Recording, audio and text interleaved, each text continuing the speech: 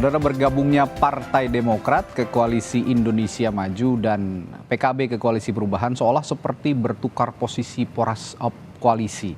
Keduanya sama-sama membangun kekuatan politik untuk memenangkan kontestasi Pilpres. Lalu bagaimana menakar kekuatan koalisi setelah PKB dan Demokrat tukar guling koalisi? Nah, pagi ini kita akan bahas dengan sejumlah narasumber, diantaranya Wakil Ketua Umum Partai Kebangkitan Bangsa, Jazilul Fawait, Ketua Badan Komunikasi Strategis Partai Demokrat Herzaki Mahendra, dan juga Direktur Eksekutif Indikator Politik Indonesia Burhanuddin Muhtadi. Selamat pagi Bapak-Bapak.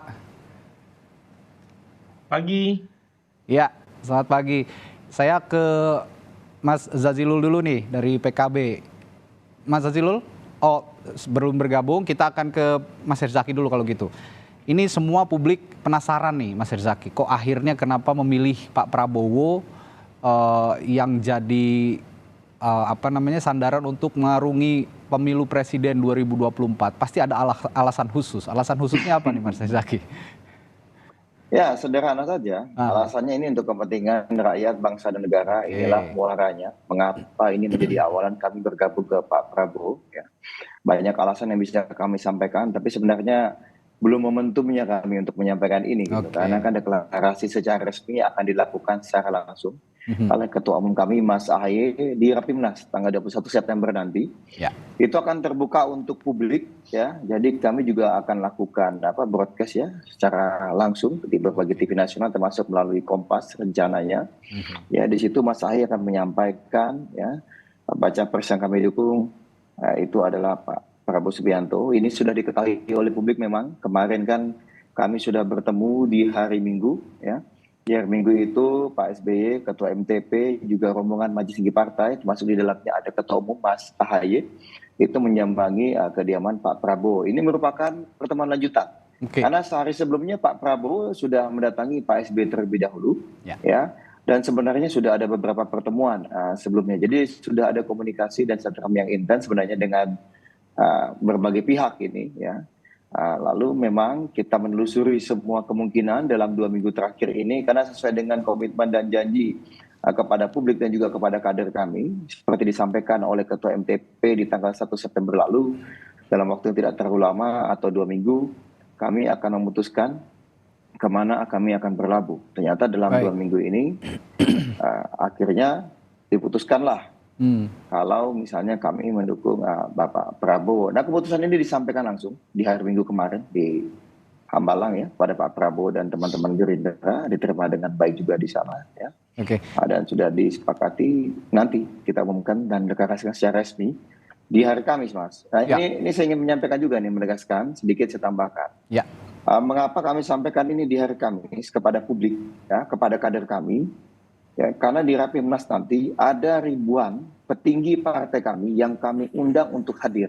Dan saat ini bahkan di luar undangan yang secara resmi, secara organisasi, misalnya harus hadir sesuai ADART.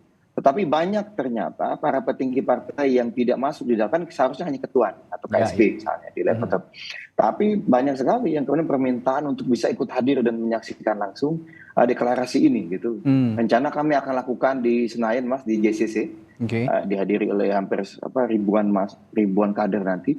Ini menunjukkan keseriusan kami. Karena kami ini kan komitmennya, kalau Mas Ahaye sudah menyampaikan dan menegaskan, sebagai sahabat kami sangat setia dan militan. Ya, kami sudah punya komitmen sebelumnya luar biasa, tapi saya nggak mau bahas masa lalu ya. Dan kali ini kami akan tunjukkan juga ya bahwa kisah lalu biarkanlah menjadi kisah lalu. Mas Ahaye menyampaikan kita harus move on, dan ini menunjukkan bahwa jadi tidak ada lagi perbincangan atau apa lagi mengenai masa lalu bahwa dulu ini dulu sudahlah gitu ya. Yang kedua, tidak ada lagi upaya-upaya, mohon maaf nih satu lagi Mas, tidak ada lagi upaya-upaya yang mendegradasi apapun yang kami lakukan seakan-akan Demokrat tidak serius, tidak ini. Yang menyampaikan itu hanyalah yang pura-pura koalisi. Tapi kalau kami lihat kemarin yang datang, kami disambut luar biasa oleh teman-teman Gerindra. Ternyata ada ketum Golkar, ada ketum PAN, dan para sahabat partai lainnya. Itu sambutannya luar biasa, kelihatan sekali sangat tulus. Sangat tulus dan sangat senang sekali dengan kehadiran dan kebersamaan kami gitu. Nah, inilah yang kami akan balas nanti di Rapimnas nanti ya. Mas Ahaye, Demokrat ini sederhana Mas, begitu udah perintah dari Ketua Umum bicara, selesai kita Mas. Ujung ke ujung dari seluruh Indonesia kita akan ikuti, kita akan laksanakan.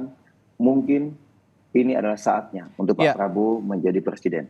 Yang luar biasa Mas Herzaki, ini juga mengundang respons langsung dari kubu sebelah nih, kubunya Mas Ganjar Pranowo lewat Ketua DPP PDI Perjuangan Mbak Puan Maharani langsung ngomong dengan adanya perubahan dinamika politik, konstelasi politik. Sekarang kubu dari Mas Ganjar ini langsung kocok ulang bakal cawapresnya ya.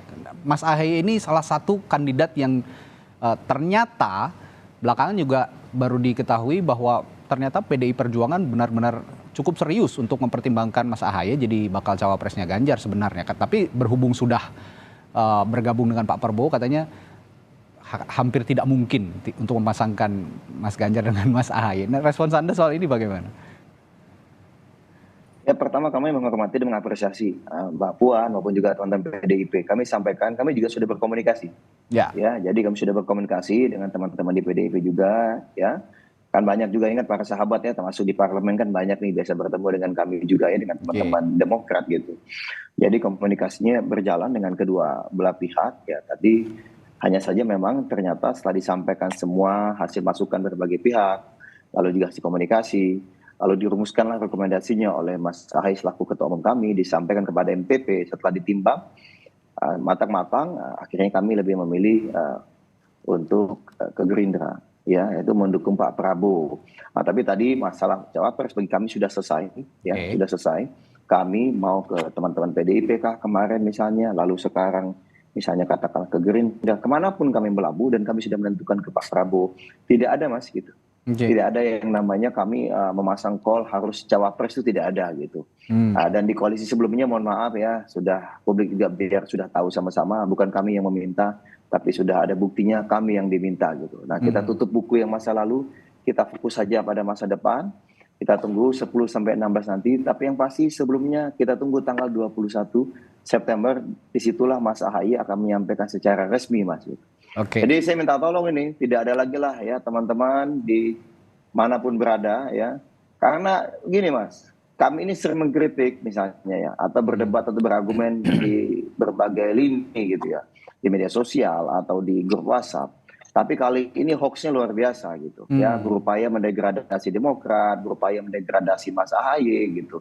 Sibuk yang dibahas masa cawapres, tapi saya bisa sampaikan di publik. Satu kali pun tidak pernah saya rapat terbatas, tertutup. Mau isinya 5, mau isinya 8, mau isinya 10, mau isinya 18 orang, bahkan sampai grup 30 atau 40 orang. Nggak ada satupun pembahasan kata-kata dari Mas Ahaye, kita koalisi, kalau saya nggak cawapres, saya nggak mau koalisi. Nggak ada pembahasan itu satupun, bahkan dari yang lain-lain juga nggak ada. Apa yang Mas Ahaye sampaikan, demi rakyat. Rakyat yang utama, di mana kita lebih bisa memperjuangkan apa yang menjadi aspirasi dan harapan rakyat yang sudah dititipkan kepada kita, disitulah kita akan berlabuh. Itu Mas, yang disampaikan kepada beliau. Gitu. Jadi tolong, sekaligus nih, enak nih kalau Kompas TV kan nonton banyak Mas. Jadi tolong stop ya, stop hoax, stop fitnahnya gitu. Ya, gitu. Masih ada aja yang begitu ya? Luar biasa, biasalah. Ada yang gimana caranya landscape ini ya? Iya, bahkan kan kalau Mas dengar kan baru aja kami bertemu di hari Senin, lalu ada yang kemudian sudah membuat hoax kan, membuat fitnah terhadap Pak Prabowo, kan begitu. Tapi kami nggak mau masuk ke tema itulah, itu tema yang lain. Iya, saya ke Mas Zazilul Fawait. Selamat pagi, Mas Zazilul. Assalamualaikum. Waalaikumsalam, selamat pagi. Ya, Mas Zazilul, ini ada Mas Herzaki juga, ada juga Mas Burhan bareng sama kita juga. Ini tadi saya menyinggung soal Partai Demokrat yang sudah memutuskan arah koalisinya, akhirnya bergabung dengan Pak Prabowo. Meskipun romansa Demokrat Gerindra ini bukan pertama kali di pemilu ya, di pemilu 2014, 2019 juga mereka sempat bersama. Nah, PKB lewat Gus Muhaimin Iskandar kemarin mengucapkan selamat dan juga berkomentar, katanya ini sekaligus mengkristalisasikan konstelasi politik yang ada saat ini. Apa sebenarnya makna dari pernyataan dari Gus Imin ini, Mas Zazilul? Ya, tentu kami juga mengucapkan selamat untuk Mas Herzaki, Partai Demokrat, sahabat baik kami, yang juga pernah berkoalisi dengan kami. memang jalan pilihan dalam masing-masing koalisi tentu berbeda cara kalkulasi dan penghitungannya. Yang dimaksud Pak Muhammad soal kristalisasi, tentu sekarang memang semua partai sudah berkelompok pada koalisi masing-masing. Ya. Yang ada 3 poros itu. Cuman hanya baru 1 poros yang sudah menentukan pasangan baca pres dan baca wapres secara final, yaitu pasangan Amin. Mas Anies dan Gus Muhaimin. Tentu kami menunggu, kan ini masih akan ada dinamika disampaikan oleh Mas Herzaki juga di masing-masing koalisi ketika menentukan hal penting di dalam koalisi, yaitu pasangan presiden dan wakil presiden. Dan itu tentu tidak mudah, waktunya juga sudah pendek. Saya berharap nanti Mas Herzaki dan teman-teman lancar dalam memutuskan siapa yang menjadi presiden dan wakil presiden. Karena rakyat juga sudah menunggu, semua konstituen juga menunggu, supaya nanti pemilu ini sudah dimulai pertarungan gagasan, ide, track record, dan untuk melihat masa depan yang lebih cerah. Saya pikir tidak ada salahnya apa yang diambil oleh Demokrat, karena itu pasti sudah menjadi kedaulatan Partai Demokrat, sudah menjadi kalkulasinya. Yang jelas apapun dan bentuk koalisinya pasti bertujuan untuk menang. Ya, Mas Jazilul, ini kemarin juga sempat disinggung, banyak yang berkomentar, ini katanya pertukaran antara Demokrat dan PKB di masing-masing koalisi ini ibarat tukar guling gitu. Apa respons Anda soal ini, anggapan ini? Ya tentu kan kalau dari sisi hitung-hitungan partai, ya memang hampir mirip, kita ini sama-sama partai menengah. Cuman dalam soal capres-cawapres saya pikir bukan hanya semata-mata hitungan matematika kursi partai, tetapi siapa sebenarnya yang akan diusung. Mudah-mudahan misalkan di koalisi nanti begitu bersama Pak Prabowo, Mas Ahaye misalkan yang menjadi cawapresnya, itu pasti akan menjadi sesuatu buat Demokrat. Ya, saya ke Mas Burhan. Mas Burhan, analisa kelebihan PKB dan Demokrat tukar guling, anggapan seperti itu, sebenarnya mana yang lebih kuat sih Mas Burhan? Sebenarnya kalau dari sisi elektoral tidak terlalu jauh beda ya, kekuatan antara Partai Demokrat dan PKB. Tentu yang menentukan adalah kebutuhan elektoral dari masing-masing capres atau koalisi yang diikuti oleh kedua partai. Nah memang kalau dari sisi elektoral, Gerindra atau Pak Prabowo itu membutuhkan daya dongkrak dukungan publik terutama dari wilayah Jawa Timur. Karena bagaimanapun Pak Prabowo per hari ini itu kelemahan elektoralnya kurang lebih mengulang pola yang sama di Pilpres 2014 dan 2019.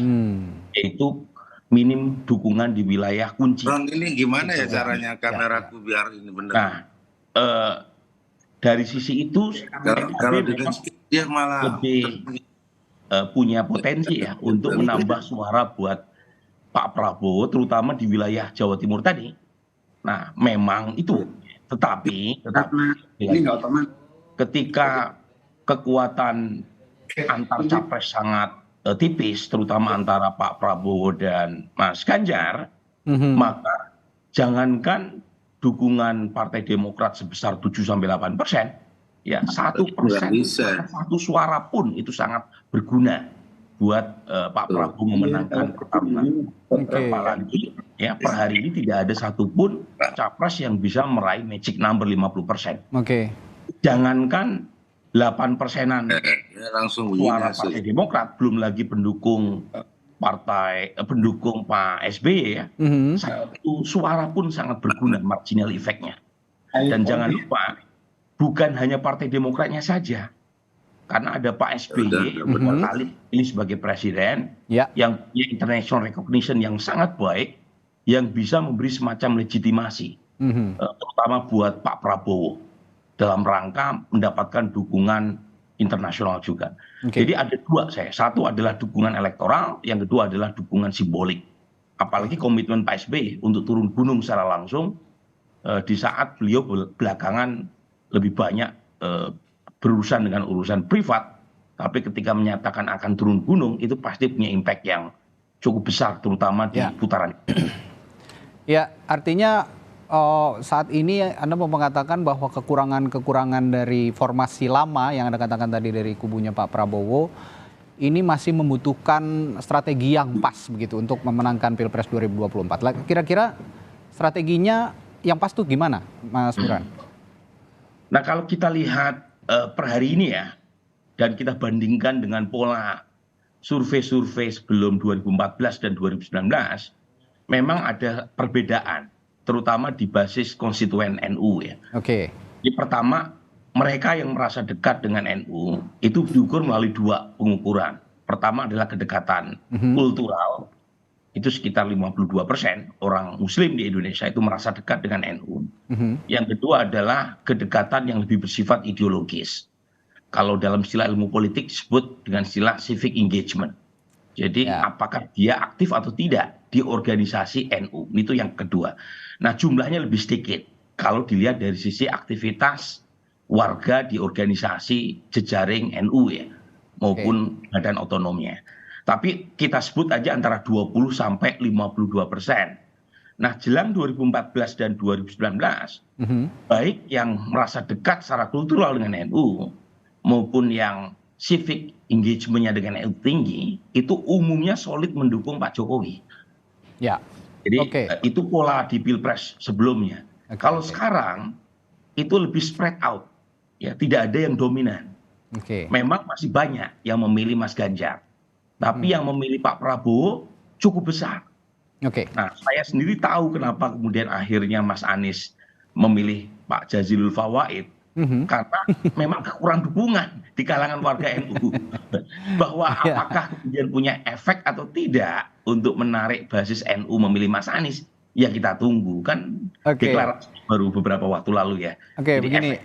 Jadi kalau dari analisisnya Mas Burhan, ini masing-masing kubu sebenarnya ada kekurangan dan juga ada kelebihan. Tapi kekurangan ini yang harus sama-sama ditambal oleh mesin politik dan mesin massa yang ada di masing-masing koalisi. Nah, kalau di kubunya Pak Prabowo tadi Mas Burhan mengatakan kekurangannya adalah tidak adanya atau kurangnya dukungan dari basis Nahdlatul Ulama, terutama di Jawa Timur, begitu ya Mas Burhan ya. Nah, kalau dari Anies Baswedan dan Gus Muhaimin, ini sepertinya sosoknya juga elektabilitasnya masih belum optimal. Nah, ini masing-masing bagaimana mengoptimalkannya. Saya juga akan minta pendapat Mas Burhan, tapi setelah jeda Mas Burhan kita harus jeda dulu sebentar. Sampai Indonesia Pagi akan segera kembali. Tadi saya ke Mas Burhan sebelum jeda sempat menanyakan kekuatan masing-masing ini berbeda dan juga punya kelemahan yang berbeda juga. Nah, untuk kelemahan yang kita bahas pagi hari ini di kubunya Pak Prabowo, tadi Mas Burhan mengatakan kurang dukungan dari Jawa Timur, terutama kaum Nahdliyin begitu ya. Nah, sedangkan di kubunya siapa namanya, Pak Jazilul, pasangan Amin, Anies Muhaimin ini elektabilitas dua tokoh ini meskipun mesin politiknya kuat tapi elektabilitas tokohnya belum terlalu kuat. Nah, kira-kira bagaimana untuk menambal kelemahan-kelemahan di masing-masing koalisi ini, Mas Burhan? Sebenarnya Mas Anies juga punya PR yang sama dengan Pak Prabowo. Bahkan dari sisi elektoral, dukungan dari segmen pemilih NU masih lebih sedikit dialami oleh Mas Anies ya dibanding Pak Prabowo. Jadi di Jawa Timur yang unggul sementara ini Mas Ganjar di survei kami ya. Tetapi jarak dengan Pak Prabowo di peringkat kedua tidak terlalu jauh, sekitar 8%. Ya, Mas Anies yang agak tertinggal di belakang. Makanya Pak Jazilul Fawait diajak kan begitu. Tapi yang kita harus pahami, representasi NU seperti yang tadi saya ukur melalui dua pengukuran, kedekatan psikologis, kultural maupun aktif membership tadi, itu luas spektrumnya dan warga NU sendiri tidak pernah monolitik. Jadi sebagian besar mereka yang dekat secara kultural dengan NU itu pilihannya malah PD Perjuangan. Yang kedua adalah Gerindra, gitu ya. Yang ketiga baru PKB. Jadi umumnya mereka yang aktif di di NU itu lebih banyak memilih PKB, tetapi yang dekat secara kultural itu kan luas, bukan sekedar misalnya mereka aktif di jejaring seperti NU, Muslimat, Fatayat, maupun organisasi kemahasiswaannya seperti PMI. Jadi lebih luas daripada itu. Nah, PR-nya memang menjadi sangat krusial nih, karena basis NU yang sangat besar, Mas, maka siapapun yang bisa menjadi referensi kultural bagi bertambahnya kekuatan dukungan kaum Nahdien menjadi sangat berguna. Dan itu kebetulan bukan hanya direpresentasikan secara politik oleh PKB. Jadi tadi saya sebut ya 2019, 2014 mulai dari PKB, kemudian PBNU, kemudian kekuatan-kekuatan kiai kultural di pesantren-pesantren karena bisa jadi berbeda satu sama lain, itu cenderung solid mendukung Pak Jokowi. Termasuk keluarga Gus Durian ya. Per hari ini emang agak beda. Ini menarik ini. Nah, ini yang saya kira akan menjadi PR ya buat Bung Herzaki atau Bung Jazilul ya dalam memastikan capresnya menang di 2024. Yang menarik kemarin Ketua Umum PBNU juga mengatakan di di acara yang dihadiri juga oleh Presiden Joko Widodo, kemanapun Jokowi pergi, NU akan terus mengikuti karena Pak Jokowi sudah banyak membantu NU, kira-kira begitu. Nah, ini yang menarik berarti Jokowi efek juga masih diperhitungkan, diperebutkan begitu. Nanti yang menarik juga kemana arah dukungan politiknya Jokowi, kemungkinan besar akan diikuti juga oleh warga Nahdien, kira-kira begitu. Meskipun secara organisasi dan juga secara dukungan tradisional NU bisa saja berbeda. Tradisi di akar rumput dan juga secara organisasi dukungannya akan berbeda. Ini yang menarik sedikit, nih Mas. Yang menarik, elitnya sudah mengambil keputusan ini, Mas. Tapi survei terakhir kami, itu basis masa PKB masih lebih banyak yang memilih Pak Prabowo ketimbang Mas Anies. Sebaliknya, basis pendukung Partai Demokrat, meskipun elitnya sudah bercerai dengan Mas Anies, itu 42% masih memilih Mas Anies. Jadi artinya keputusan elit ini harus diikuti oleh basis masanya kalau ingin sukses. Sementara basis masanya kan perlu waktu tuh untuk mengikuti keputusan elitnya, meskipun elit sudah memutuskan siapa pasangannya. Saya ke Mas Herzaki. Ini masih seputar dukungan partai Anda dan juga Ketua Umum Anda kepada Pak Prabowo. Ini pertanyaan yang sedikit men-challenge sebenarnya. Partai Demokrat kan selama hampir 10 tahun terakhir ini menasbihkan diri sebagai partai oposisi di parlemen dan juga di pemerintahan begitu. Sedangkan saat ini Partai Demokrat memilih bergabung kepada koalisi Prabowo Subianto yang memang mengusung agenda keberlanjutan, karena Pak Prabowo sendiri menyatakan koalisinya koalisi Indonesia Maju karena akan melanjutkan program-program pemerintah yang ada saat ini yang digawangi oleh Presiden Joko Widodo. Ini hal yang bertolak belakang selama 10 tahun dan sekarang diambil langkah yang mendukung pemerintah. Apa respons Anda soal ini, Mas Herzaki? Ya, terima kasih.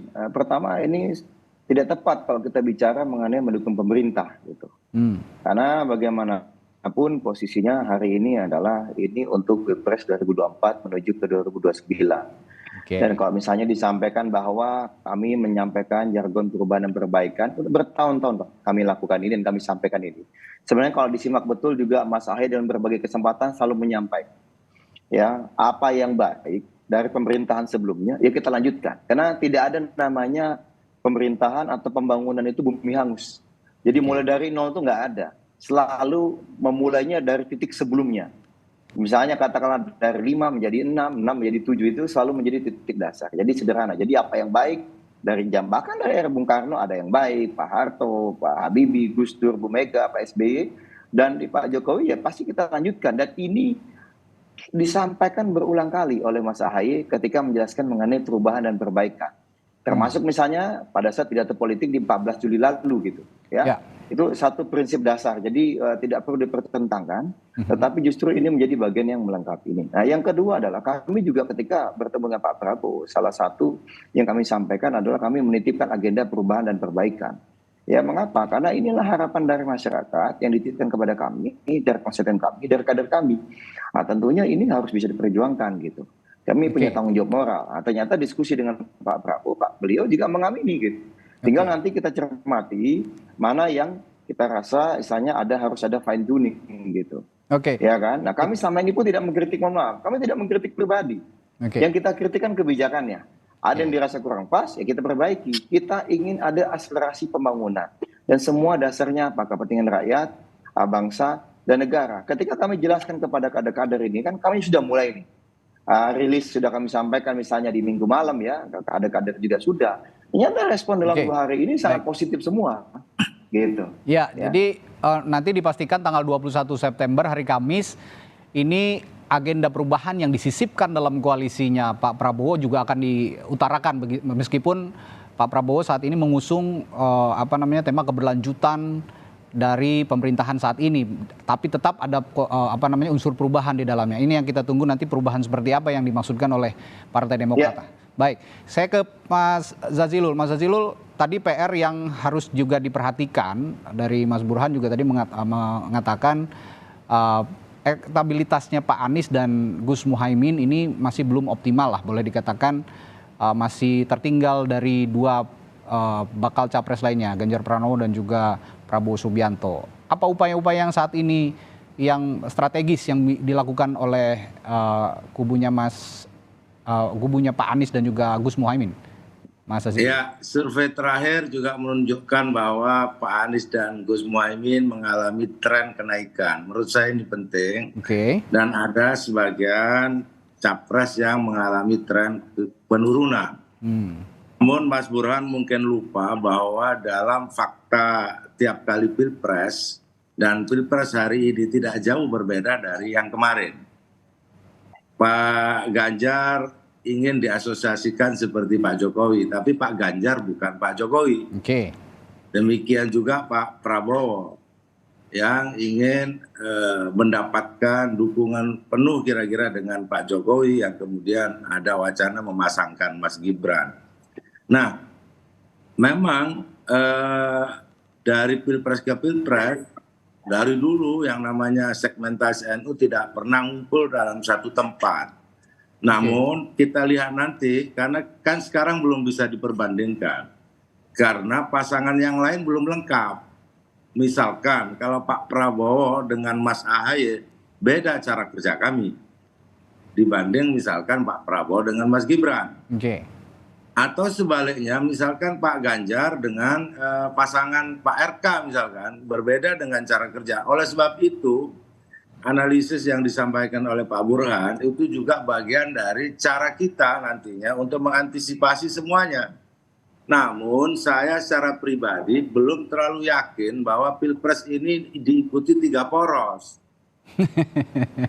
Mengapa demikian, Mas Zazilul? Kenapa tidak terlalu yakin 3 poros? Meskipun kami mengantisipasi berbagai poros yang ada, mau 2 poros, mau 3 poros, itu sesuatu yang harus diantisipasi oleh pasangan Amin yang sudah fix. Yang lainnya, kenapa? Sebab yang lainnya belum fix. Kecuali sudah fix. Nah, kenapa waktu kurang 1 bulan ini belum final juga? Padahal menurut hitungan matematika, presidensial threshold sudah selesai. Nah, ketika Amin ini dideklarasikan, menurut saya langkah dari masing-masing koalisi menjadi seperti kebingungan. Gitu. Jadi tapi kebingungan sama mengatur strategi itu hal yang berbeda loh, Mas Zazilul. Kalau Pak Prabowo katakanlah sudah punya track record kan, tiap pilpres track recordnya jelas. Dan partai yang mendukung ya itu juga kan. Ya, Pak Ganjar tidak punya track record. Pak Anies juga belum, karena baru kali ini kan maju. Nah, oleh sebab itu, dan Pak Muhammad juga baru kali ini, oleh sebab itu kita lihat dulu nanti apakah ini 3 poros atau 2 poros. Nah, ini yang masih belum bisa ditebak. Tebakan saya, kalau sampai Oktober belum, maka akan ada 2 poros. Kenapa? Kenapa saya bilang? Tanya Pak Burhan, kenapa? Karena kalau 3 yang ada ini belum final juga siapa sosoknya, kemudian ditanding dengan Amin, ya kalah itu. Maksud saya gitu. Kan ini ingin menang, ini kan sebenarnya hari ini meskipun 3 poros, itu rasanya rasa 2 poros.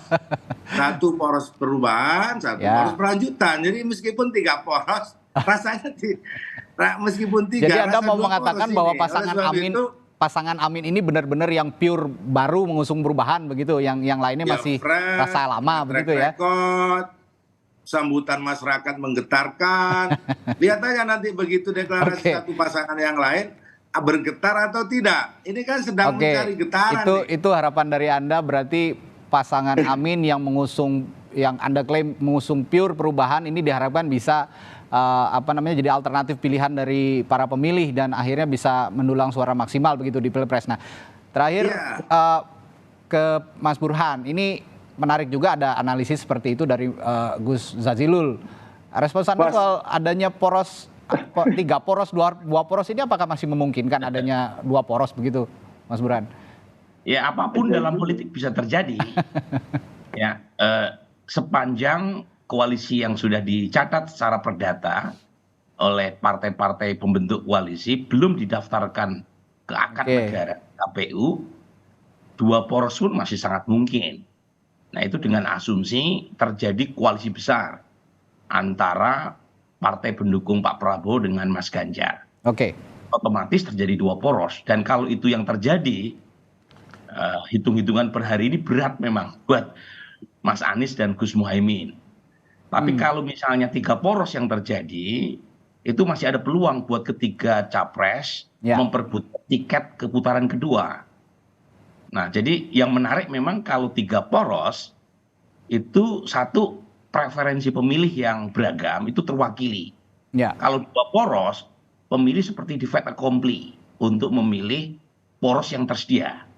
Mereka mungkin ujungnya akan memilih, tetapi secara demokratis preferensi yang beragam itu dipaksa dikerucutkan menjadi 2 poros saja. Itu kurang merepresentasikan pluralisme politik yang dialami, yang hidup di masyarakat.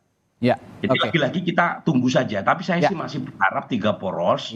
Karena untuk demokrasi juga lebih poros sehat. Keempat udah pasti nggak ada ya dalam skenario. Setelah Partai Demokrat kemungkinan besar akan bergabung dengan partai pendukung Pak Prabowo. Baik. Secara garis besar sebenarnya kalau kita ngomongin soal topik kita pagi hari ini, apakah benar ada tukar guling begitu ya? Atau ibaratnya kayak tukar guling Demokrat dengan PKB, sebenarnya nggak salah-salah banget begitu, karena memang posisi PKB dan juga Demokrat punya peran-peran yang strategis juga untuk masing-masing koalisi. Jadi kehilangan PKB di koalisinya Pak Prabowo dan kehilangan Demokrat di koalisinya Pak Anies, ini sama-sama tambal sulam lah begitu ya kira-kira. Tapi yang jelas tadi berbicara soal 3 poros, 2 poros, saat ini kampanye ataupun sosialisasi lah ya, karena kampanye belum masuk masa kampanye. Yang harus dilakukan bakal capres, bakal cawapres atau sosok-sosok yang ingin maju di Pilpres ini bukan lagi soal sosok, bukan lagi soal perubahan, koalisi perubahan atau koalisi lama, muka baru, muka lama, tapi ide gagasan, meskipun muka lama tapi ide gagasannya baru juga, ini bisa jadi alternatif pemilih untuk bisa punya harapan memiliki pemimpin baru yang bisa merubah bangsa dan negara.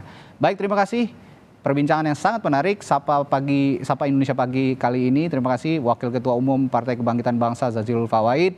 Lalu juga ada dari Partai Demokrat, Badan Komunikasi Strategis Partai Demokrat, Herzaki Mahendra, dan juga Direktur Eksekutif Indikator Politik Burhanuddin Muhtadi telah berbagi perspektifnya di pagi hari ini. Terima kasih Bapak-Bapak.